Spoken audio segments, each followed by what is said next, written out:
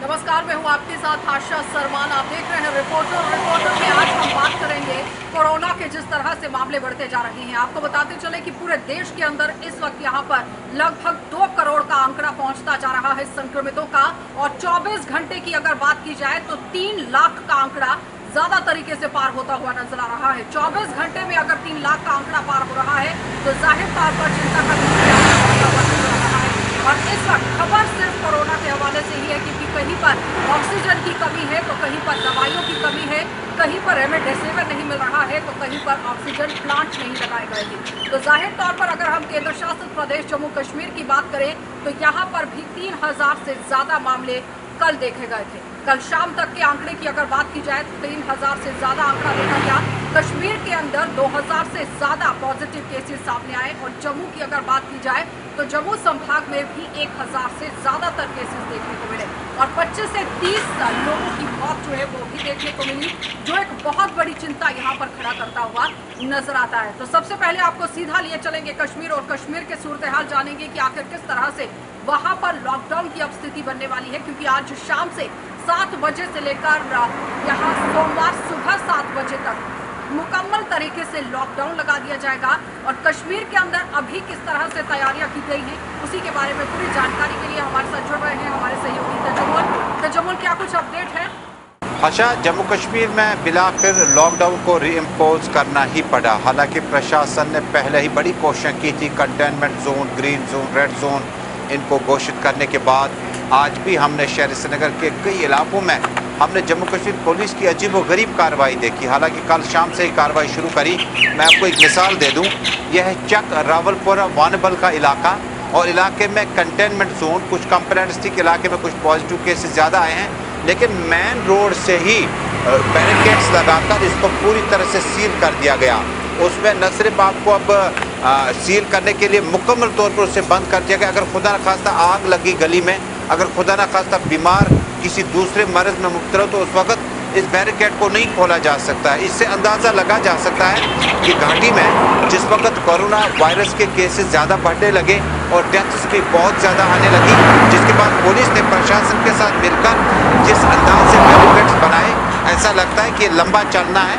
और जो सोमवार सुबह 7 बजे तक, आज शाम 7 बजे से लॉकडाउन होगा, उसमें इमरजेंसी सर्विसेज में मेडिकल और उसके बाद प्रशासन के सीनियर अफसरान और जो भी सरकारी एम्प्लॉयज़ जिन्हें दफ्तर जाना होगा, अब ये बात सोचनी पड़ेगी कि उन्हें ट्रांसपोर्ट किस तरह से प्राप्त किया जाए। सवाल ये भी खड़ा होता है कि जिस तरह से एसओपीज की धज्जियां पूरी तरह से कश्मीर के अंदर उड़ाई जा रही है, सोशल डिस्टेंसिंग की कोई लगातार यहाँ पर जो धज्जियां हैं वो देखी गई, और साथ ही साथ अगर हम यहाँ पर बात करें मास्क को लेकर तो वो भी इक्का दुक्का लोग लगाते हुए नजर आ रहे थे। लेकिन अब जब मुकम्मल तरीके से लॉकडाउन लगाया जाएगा तो क्या लगता है कि कहीं ना कहीं राहत भरी सांस है? देखिए, सरकार ने बहुत ढीलापन दिखाया। आपको याद होगा कि ये मास्क लगाने का फन भी सरकार ने ही सिखाना है।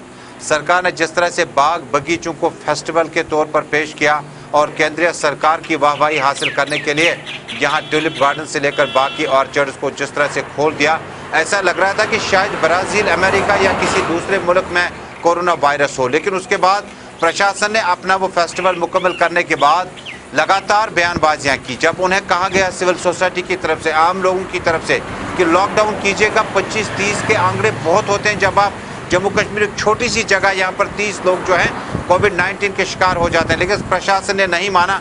उसके बाद 144 के बाद नाइट कर्फ्यू के बाद 24 घंटे का लॉकडाउन।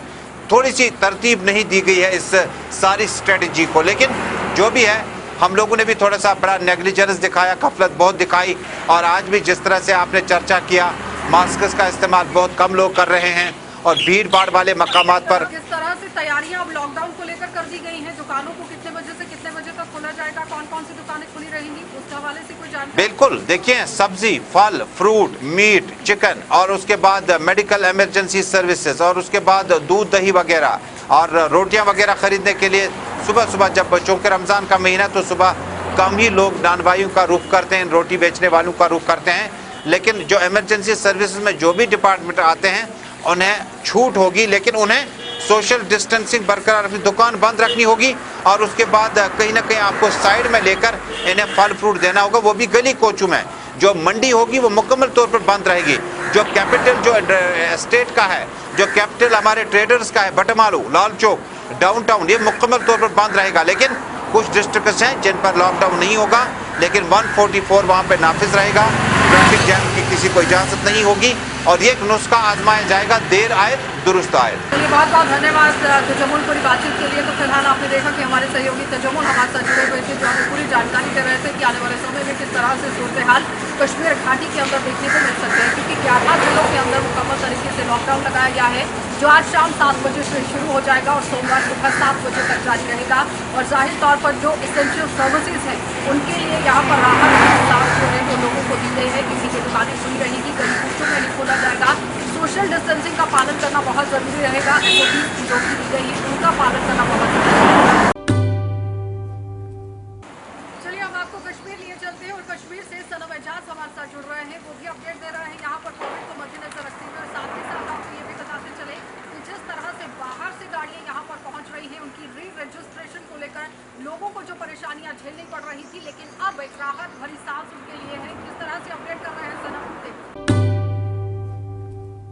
ये लॉकडाउन की मुसीबत, ये दवाइयों की शॉर्टेज, ये रेमडेसिविर गायब और उसके साथ साथ वैक्सीन भी गायब। ये वो मामलात जहां कश्मीरी को कहीं से भी राहत नसीब नहीं हो रही है। लोग परेशान हैं और इस परेशानी के आलम में नजरें कहीं ऊपर हैं तो कहीं नजरें सरकार पे हैं। सरकार और ऊपर वाला दोनों इन दिनों बेरहम तो दिखाई दे रहे हैं, लेकिन फिर भी कहीं न कहीं रहम की गुंजाइश आज श्रीनगर में उस वक्त निकली जब सरकार के एक फैसले के खिलाफ रियासत के हाई कोर्ट ने सिटे ही नहीं बल्कि उस फैसले को एक कलदम करार दिया। पिछले दिनों सरकार ने एक बवाल खड़ा किया था। मुल्क की दूसरी रियासतों से लाई गई गाड़ी कश्मीर में गैर कानूनी करार दी जा रही थी और यह गैर कानूनी तब तक रहती जब तक नहीं इसकी रजिस्ट्रेशन कश्मीर में दोबारा हो जाती और फिर रजिस्ट्रेशन के साथ साथ सरकार ने एक बड़ी रकम बतौर फीस के भी वसूल करनी थी। लोग परेशान थे। RTOs के दफातर में वाविला मचा हुआ था, लेकिन बिलाखिर मामला मुअज़्ज़ज़ अदालत तक पहुंचा और आज श्रीनगर में मुअज़्ज़ज़ अदालत ने अपना फैसला सुनाते हुए सरकार को फटकार भी लगाई और फटकार के साथ साथ ये भी बताया कि ये कायदा और कानून न जाने किस खेत की मूली से बना हुआ है और इसी के खिलाफ सरकार ने इस कानून को पूरी तरह से कलदम करार देते हुए बताया कि मुल्क एक, आईन एक, कानून एक, फिर रजिस्ट्रेशन का दुगना मामला क्यों, फिर री रजिस्ट्रेशन का मामला क्यों, और सरकार को खास तौर पर साफ तौर पे यह भी बता दिया कि ऐसा कुछ नहीं चल सकता है। राहत की सांस ऑनरेबल कोर्ट से मिली है और कश्मीर में आम ट्रांसपोर्टर से लेकर हर उस गाड़ी वाली ने आज खुशी का इजहार किया जिसने मुल्क की दूसरी रियासतों से गाड़ी तो खरीदी थी, लेकिन अब कश्मीर में चलाने पर उसमें पाबंदी आयद की जा रही थी।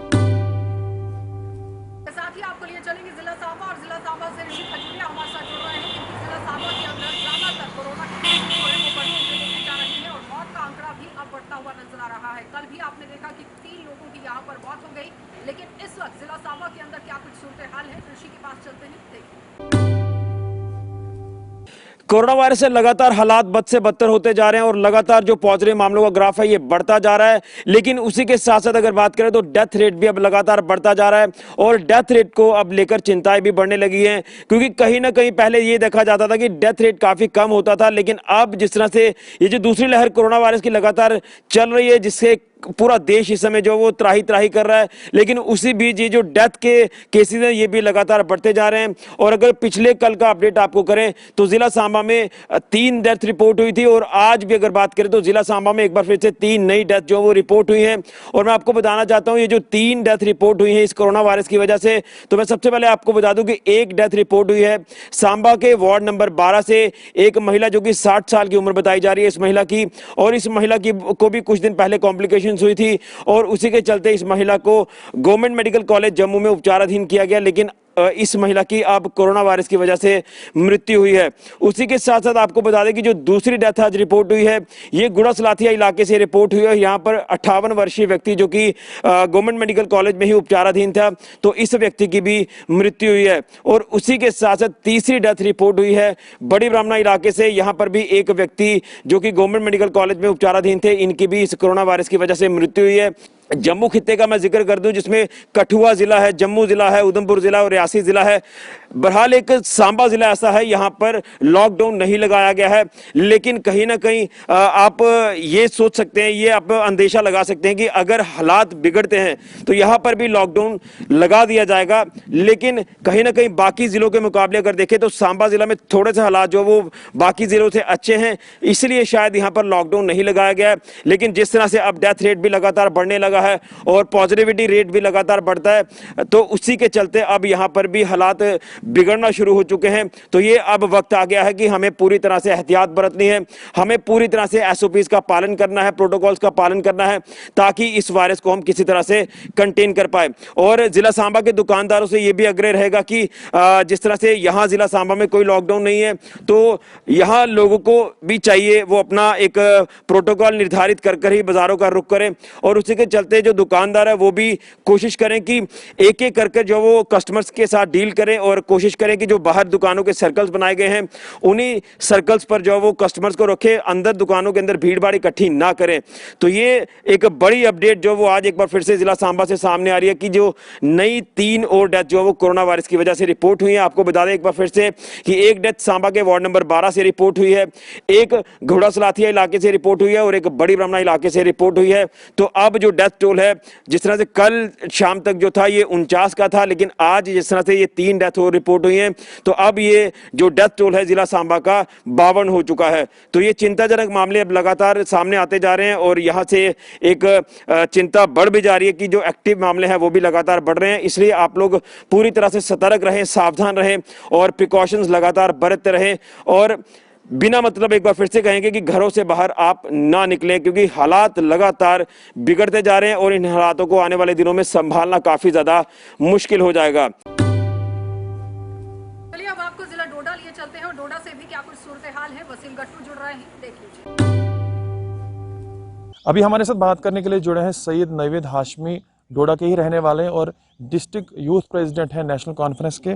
और आज ये मीडिया के सामने आए, इन्हीं से जानते हैं कि मीडिया के सामने क्यों इनको आना पड़ा, क्या पूरा मामला है। सर थोड़ा सा बताएं अपने बारे में, क्यों मीडिया के सामने आज आपको आना पड़ा। देखिए वसीम भाई, पहले तो मैं शुक्रिया करता हूँ आपके चैनल का भी, और वसीम खसूसी तुम्हारा, बिकॉज तुम जहाँ भी कोई भी किसी भी तरह की करप्शन होती है तो वसीम पहुँचता है। नंबर 2, आज मुझे मीडिया पे आने की ये ज़रूरत पड़ी, कोई बोल नहीं रहा है। हमारे सर पे इस वक्त वबा है, लाखों लोग दुनिया के अंदर मर रहे हैं, मगर इस सच के खिलाफ के लिए बारे में कोई बोलना ही नहीं चाहता है। यहां पे इस वक्त इन्होंने सबसे इजीएस्ट फॉर्मूला कर दिया है कि कोविड हो जाएगा, लॉकडाउन कर दो जी। लॉकडाउन में ये नहीं सोचते हैं कि जो दिन का मजदूर है वो क्या खाएगा। लॉकडाउन में ये नहीं सोचते हैं कि गरीब दुकानदार जो हैं, जिनकी दुकानें लोन पे चलती हैं, वो क्या करेंगे।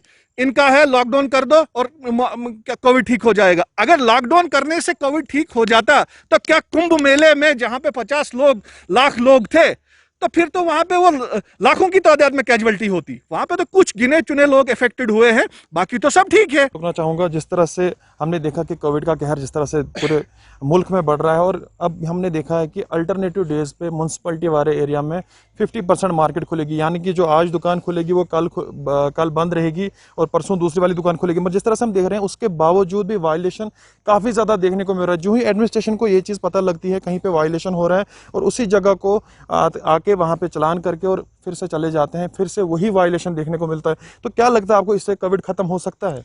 देखिए, चोरी खुद के लिए लोग करते हैं। चोरी का मतलब जो बाजार चलाया है वो डिस्ट्रिक्ट एडमिनिस्ट्रेशन ने खुद चलाया है।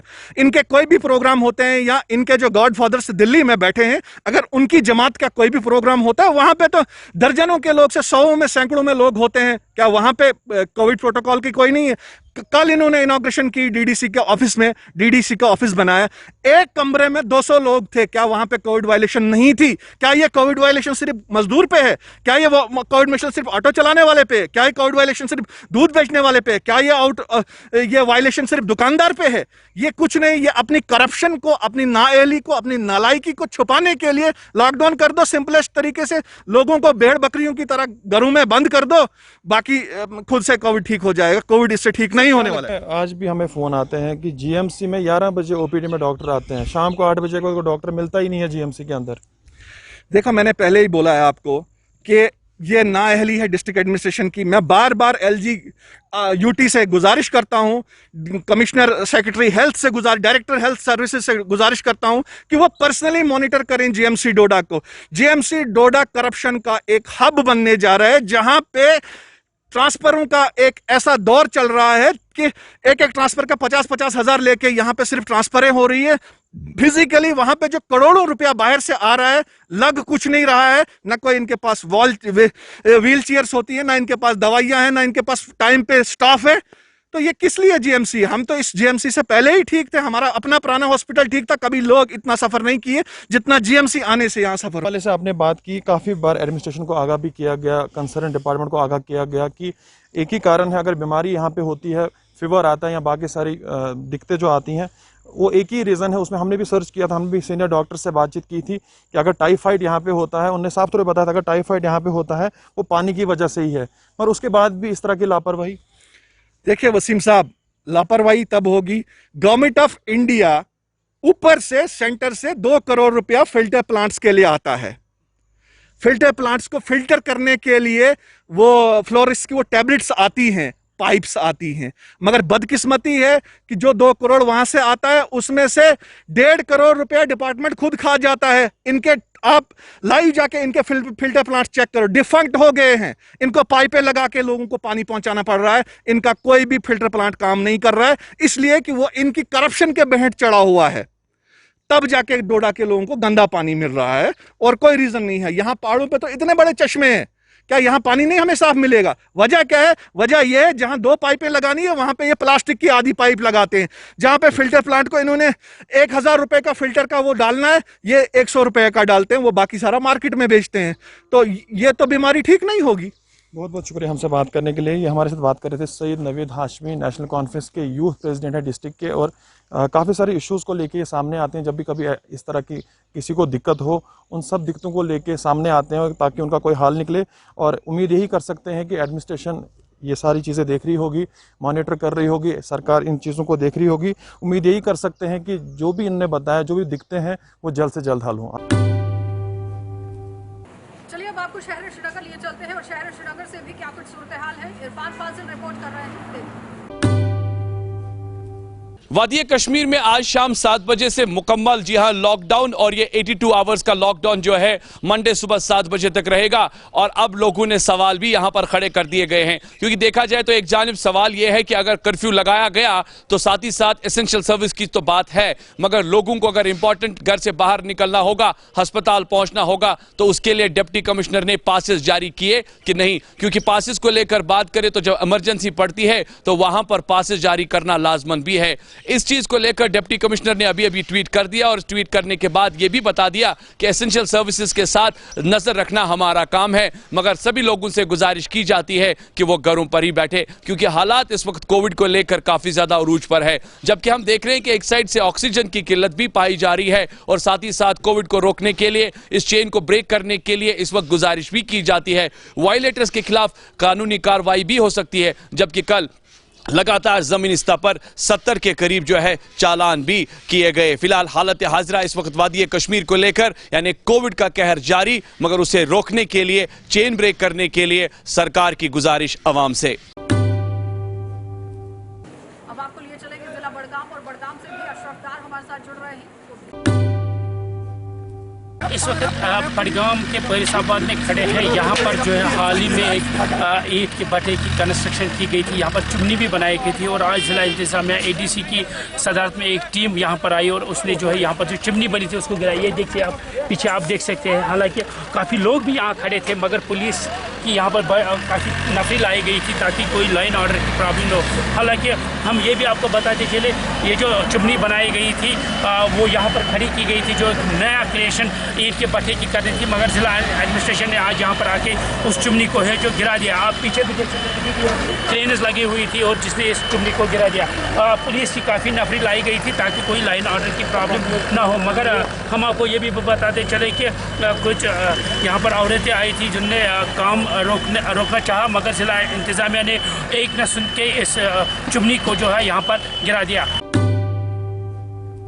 खाना बदोश लोगों का सीजली दरबार भी मुंह होने जा रहा है। जहां आप देख रहे होंगे इस वक्त ये लोग वादी कश्मीर की तरफ रुख कर रहे हैं, पहाड़ों का रुख यानी कर रहे हैं।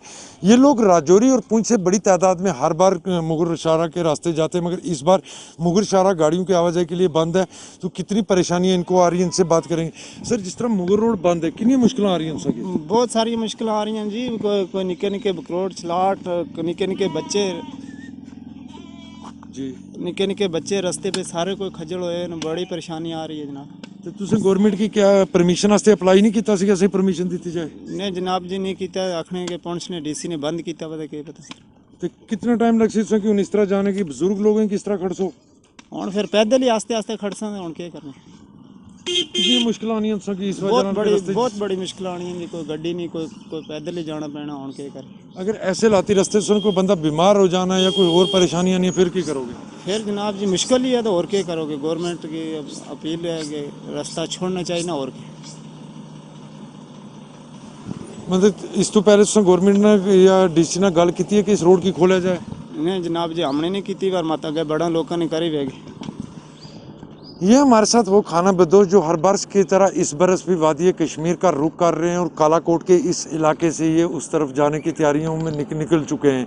हालांकि इस बार मुगल रोड को गाड़ियों की आवाजाही के लिए फिर बंद कर दिया गया। हालांकि इससे बर्फ पूरी तरह हटा ली गई है, मगर अभी भी इन लोगों को उस पर गाड़ी चलाने की इजाज़त नहीं दी जा रही है, जिस कारण इनके कई बुजुर्ग और बच्चे ऐसे हैं जिनको मुगल रोड के रास्ते वहाँ तक वादी कश्मीर तक पहुँचना बहुत ज़्यादा मुश्किल हो जाता है, जिसके चलते इन लोगों की तरफ से गवर्नमेंट से अपील की जा रही है कि वो मुगल रोड को गाड़ियों की आवाजाही के लिए बहाल कर दें, ताकि इनके साथ जाने वाले बच्चे और बुजुर्गों को किसी तरह की मुश्किल का सामना ना करना पड़े, क्योंकि बहुत ज़्यादा लंबा सफ़र तय करके इनको वहाँ तक जाना पड़ता है। अगर ऐसे में रास्ते में कोई परेशानी का सामना हो जाता है तो उससे इनको ज़्यादा मुश्किलें पेश आएंगी।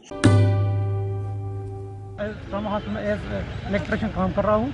यहाँ हमारे पास सोलर प्लांट है, 20 kV का है, वो टोटल डिफेंड है, वो नहीं चल रहा है। हमें बहुत प्रॉब्लम होती है जब रात को पावर जाती है, 1 मिनट के लिए भी पूरा हॉस्पिटल शट डाउन होता है। लोग ज़बरदस्ती करते हैं। फिर ये क्या हुआ, क्योंकि जब तक हम जनरेटर चलाएंगे इसमें 5-7 मिनट तो लगते ही है। हमें हमारे पास ही बहुत बड़ी प्रॉब्लम सोलर का। ये पहले आया था, ये पुराने हॉस्पिटल में बैटरियाँ पड़ी वहाँ ही थी, फिर यहाँ लगाया उन्होंने, 1 साल कम से कम चला होगा, फिर फॉल्ट हो गया नहीं। क्योंकि हमने ऑलरेडी उनको लेटर भी लिखे है, अपने डिपार्टमेंट को भी लिखे है। जकाड़ा एक कंपनी, गवर्नमेंट रिकॉग्नाइज्ड कंपनी है, उनको भी हमने लिख दिया है। फिर उन्होंने कहा हमारे पास फंड्स नहीं है, हमारे बहुत प्रॉब्लम होती है।